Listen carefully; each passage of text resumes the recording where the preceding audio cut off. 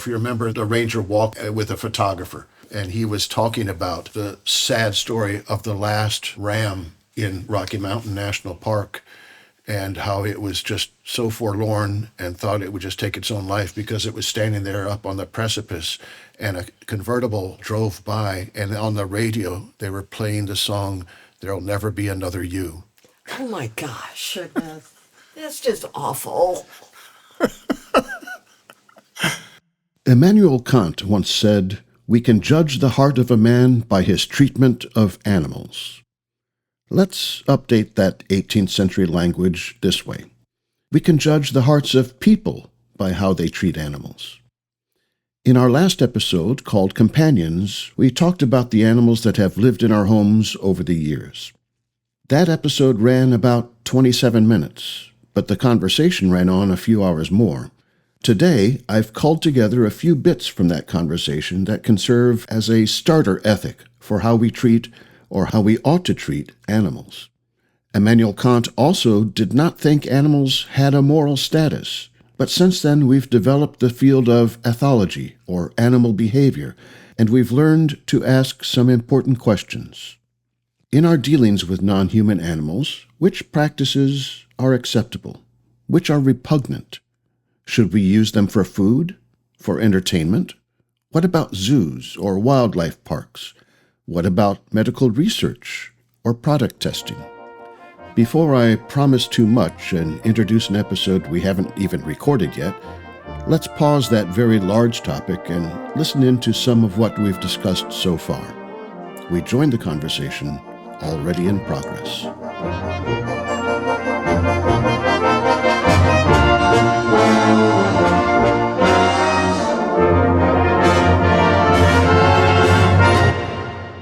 I'd like to imagine a primitive time when humans are in a group, wolves are in a group, and there is one human or one wolf that reaches out and realizes the advantage. Yeah. There's a fire there, there's food there. A wolf might break out of its pack-only idea, I can be a part of this pack over here. And a human that realizes this is an animal that can guard us, that can bring companionship, but it can bring safety. It can alert us to others that are out there. And so a relationship starts, and then selective breeding starts. I mean, you look at this teacup Yorkie, and it's about as far away from a wolf as you can get without being a cat. But it's just been slowly bred for certain qualities. Yeah. I do want to talk about the ethics of it. I can imagine a day when sitting here talking about how we own animals would be atrocious. Yeah. I mean, these things are negotiated, right, by us individuals and in the community that we live in. Can you imagine a day that owning pets would be viewed as barbarian? The thing I think about with that is dogs have a long history of companionship with people. And while the relationship has, I think, changed some, it goes back pretty far. And they're domesticated. It isn't as if they would survive running free.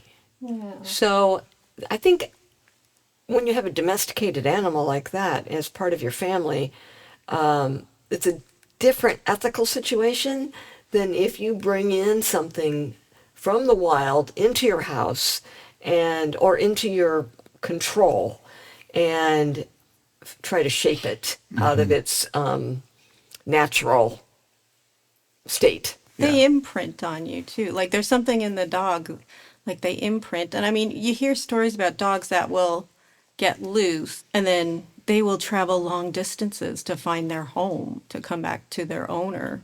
We're part of their pack. Mm-hmm. I think there's something to what you're saying, Jim, about the relationship, though, with ethics and other non-human life. And we've seen changes in that as we learn more about the awareness of animals, the feeling of pain. All of those things hopefully impact our treatment of animals. There seems to be a whole spectrum of things here. We could talk about, domesticating animals and how much we should selectively breed them towards certain traits, that has a certain ethical edge to it. We can talk about how we decide we want to see animals. You guys went on a safari in Tanzania, and it was mostly animals in their natural environment. And they were free to attack you if they wanted to. They wanted. And as the lion running underneath your tent area there. But then there are zoos. Are zoos still a possibility? Or if you're going to Busch Gardens or Animal Kingdom with Disney, and is that an ethical way of working with it? Because it brings them to us so we can see them, and it seems to be all about us, and we can give them great environments. But I've seen some zoos that I would not say are great environments. Right. I think you were the first to tell us how great San Diego was in their zoo in the way they presented animals. Right. More of a natural habitat Right. type of thing rather than cage. Well, that's like Animal Kingdom. It's very natural, isn't it? Right. More, yeah. And then you've got to think about like research with animals. You can understand the greater good, but it's hard to explain to a rhesus monkey, oh, we're talking about greater good here. And you have to deal with how you're treating animals for medical research. You've got to think about how you're treating with animals when you're a hunter and when you're eating. And all of these things have different places where all of us go to a certain comfort and maybe wish we could go a little farther, but we all have our own areas of, well, this is fine. And it has to do with our culture, it has to do with our upbringing, and our inherited relationship with animals, I think. Yeah. Do you have any thoughts about that? Anyone? This is a slight tangent, but it'll bring us back, I think. Talking about zoos or places where animals are corralled in some way. One of the great things about, we just did our series on national parks, and one of the great things about going to a national park and encountering the life that lives there is you're seeing it, whatever life you experience, under their terms. And when we were in Africa, we had pictures of giraffe, and Brian thought it would be hilarious to send us a picture of the giraffe he saw in the zoo that cost him a lot less money to see than the giraffe we saw in the safari. But that experience is very different. When you can encounter an animal under their terms, you have to earn it, you know, and you're not, if you're ethical, you're not imposing on them in any way. In fact, you're giving them, so it's a discovery of something, I'm going to say magical. We were in Zion with Lance and Kim, and we came across bighorn sheep, ewes and their young. And we just stopped along the road, and we got to watch them. We didn't do anything, we just watched them. It was this delightful time. You know, they were aware of us. They were okay with us being where we were. Lance tried to talk to them in their own language. He failed, but you know, so when you encounter animals in those places, it's hard to describe the difference between doing that and seeing something in captivity. It's a huge difference. My dream always was to see the animals that I remember at the zoo, what they would be like in the wild. To be able to see a bear in the wild, to be able to see a lion in the wild. Well, I never thought that would ever happen, but we've been able to do that, and it's like you say, it's a completely different experience because, like you said, you're there on their terms. That's where they live. You're the visitor. That experience has informed me a lot in my approach to animals. A lot of our journeys in our life have been about seeing wildlife. And we've had some great opportunities. We went to the Galapagos to see tortoises, to see birds, to see penguins, to be in their place. It's a privilege to do that. Yeah. Not everybody gets to do that. When you can sleep out at night and you know that those giant tortoises are right down below you, those Galapagos tortoises are right there walking around eating, you don't go and eat turtle soup after doing that. You know, it affects, well, some people do. Yeah. But I get emotional talking about this anyway. One of the things you realize when you're encountering animals like that on their terms is you're not in a sanitized situation where you're naturally safe. So when we were kayaking down in Fort DeSoto, we happened to be in a place where there were manatees. And the manatees were very aware of us. And at one point, they came up underneath our kayak and affected it. You know? And it's like, okay, we're kind of at their mercy right here. Right, yeah. You know, you don't know what's going to happen. And it ended up fine. But you always have to know when you're in an environment like that, when you're hiking in the Tetons, you can come across a bear. You should be aware of that. And you need to act accordingly. So it puts us back in that place of not being able to be in control or manage it. And I love the exhilaration of that. It's a different relationship than we typically have. Okay, sorry, went off there. Sheer terror. Terror. For Jan I sometimes. have terror when it comes to bears. I give them a wide berth. I don't need to encounter them up close and personal. On in was just Labrador, the Torngat National Torngat Park in Mountains. Labrador, you're not allowed to go to that. Well, first of all, you can get there only by plane.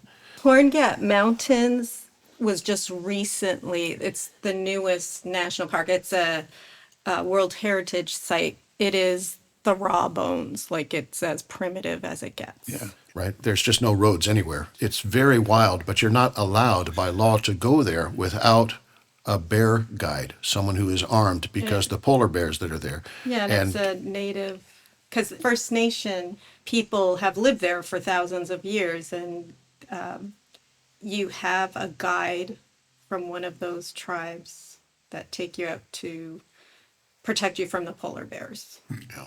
I think the relationship between First Nation Aboriginal people with the wildlife is interesting too. The respect Yes. that they have, that they had for it.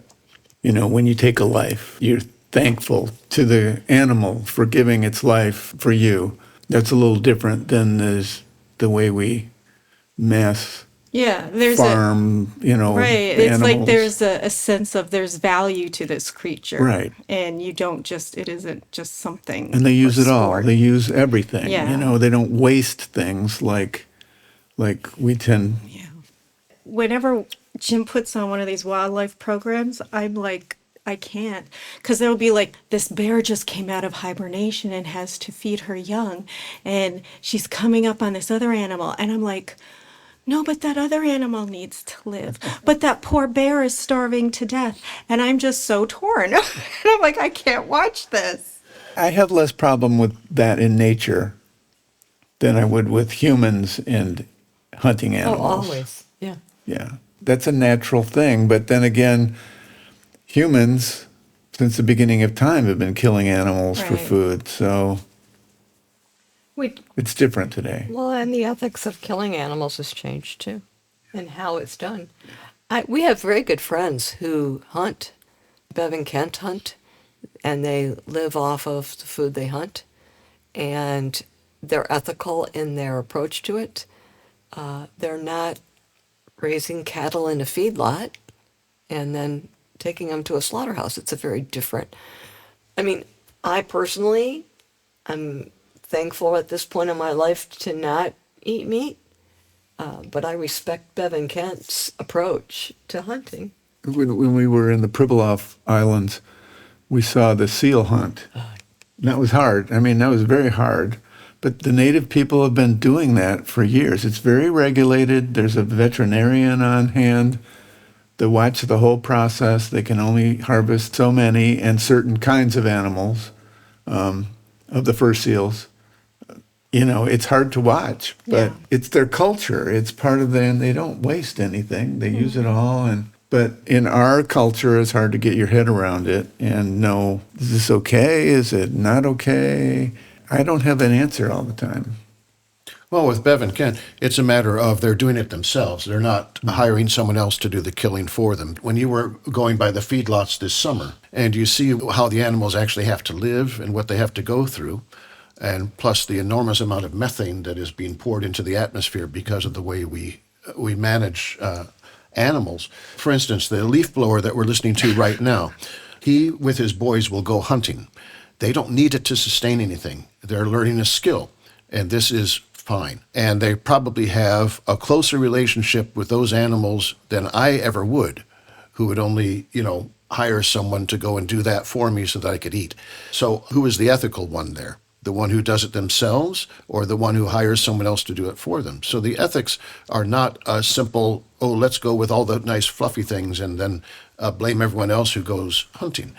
There's trophy hunting, there's sustenance hunting, there's hunting that is the skill that you have to have. There's a book called A Quiet Place of Violence. Ethics in Hunting in the Missouri River Breaks, I think is the way it's called, and the author is Alan Morris Jones. Someone check me on that. And it has to do with addressing ethics in terms of the inequity in the hunter and prey. If there is a great inequity, like we're using technology to just slaughter, there's something unethical about that. If we are meeting the animal on their own terms, that's a better ethic in hunting. That doesn't mean you go out and say, okay, I'm going to have a wrestling match with a bear, but it does mean I'm not going to go out there completely not vulnerable and just use all of my technology to hunt it down. There's something wrong about that. There's something wrong about tossing a stick of dynamite in a pond in order to get the fish. Yeah. And I don't know if we can actually define why it's wrong or where it is wrong in the whole spectrum of things, but it just seems like that doesn't seem right for some reason. Hunting Cecil the lion just because you want a trophy doesn't seem right in some way. Yeah, trophy hunting, I have. And yet, who's our great protective president, Teddy Roosevelt, was a trophy hunter. Yeah. And so you walk into some of these clubs and you see all these heads mounted on the wall, and you think, what is that? Well, I don't know what's in their head. Right. I can't say they are unethical because if I did that, it would be unethical for me to do that. It's got to be more than just an individual thing. It's got to be what's the culture, what's the community. The seal hunt that goes on in Newfoundland, is it still go on? Yes, but nothing like how it used to be. But this was basic sustenance for the people that lived there. Right. It was a necessity to a certain degree because there was a competition because there was fur trade involved, and that was among the large department store owners who owned the fleets that would go out.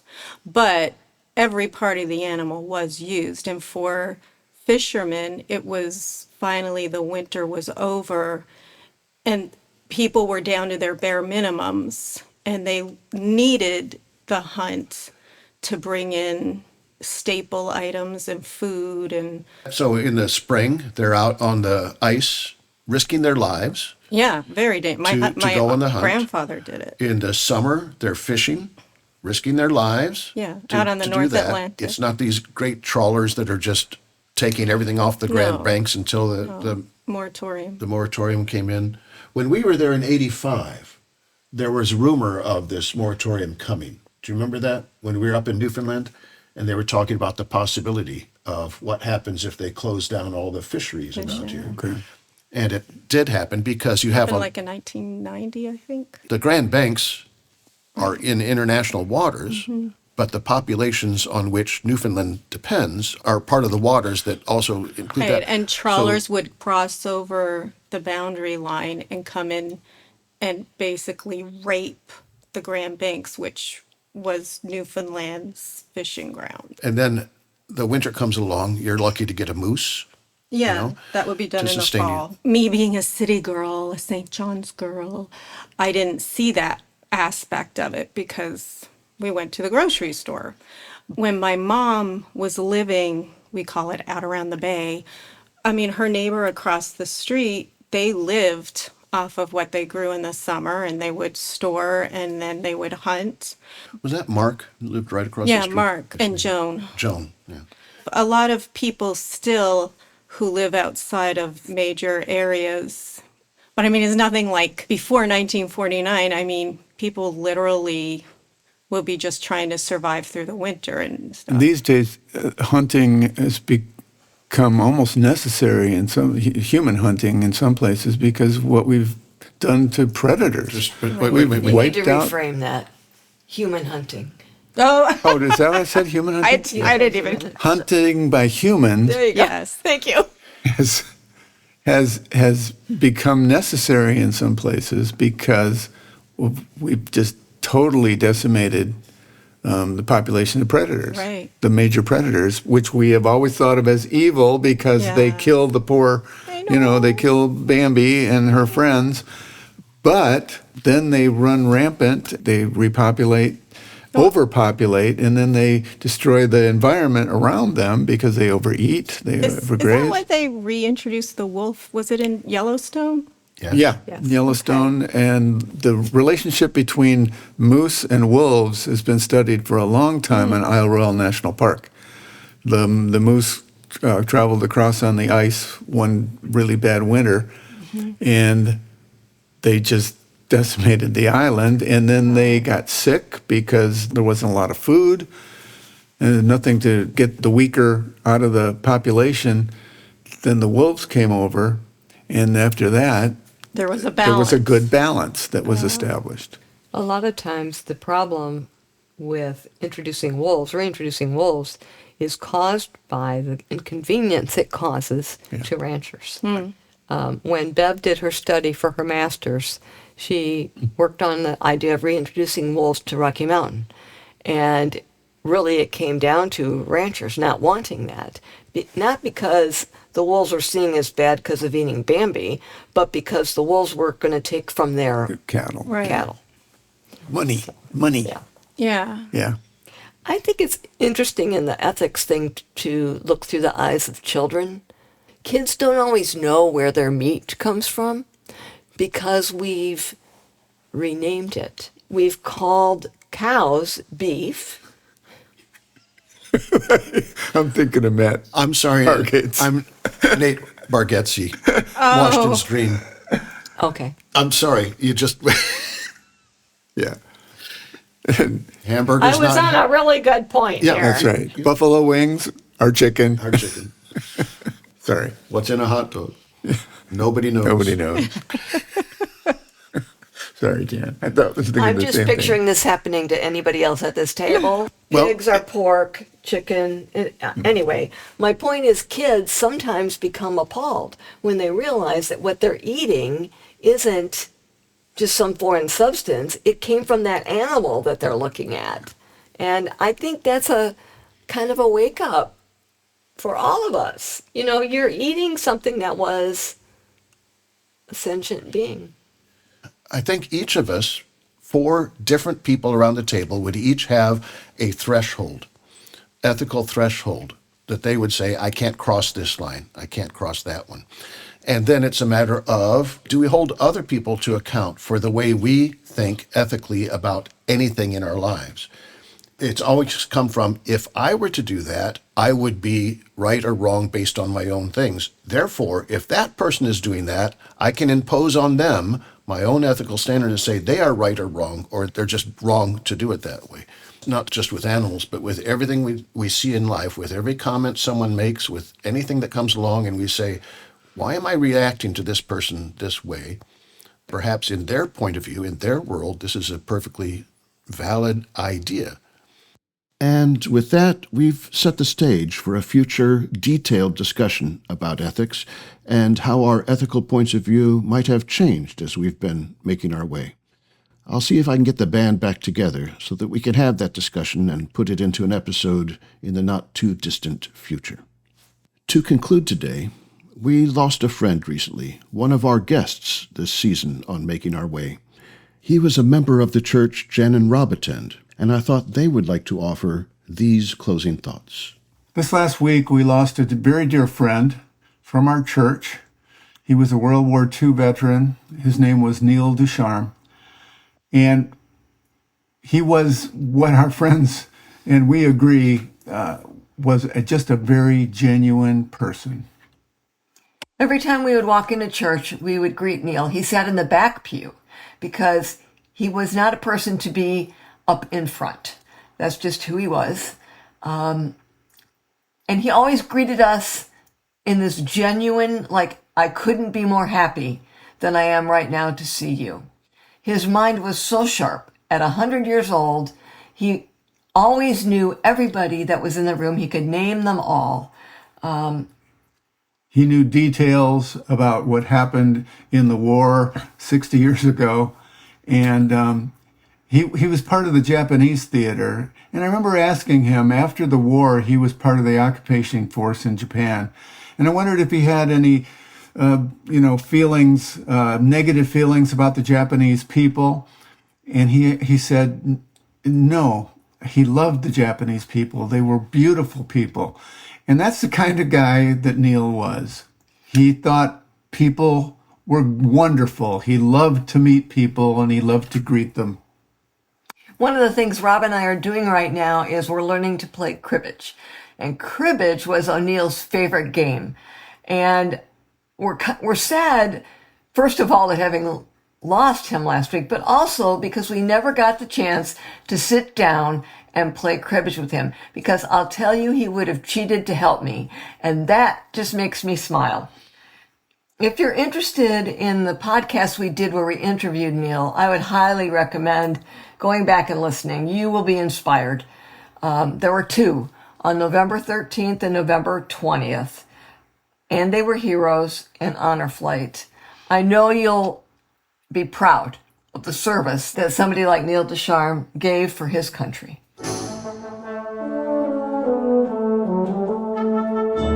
We're going to miss you, Neil. You were very much a part of the greatest generation.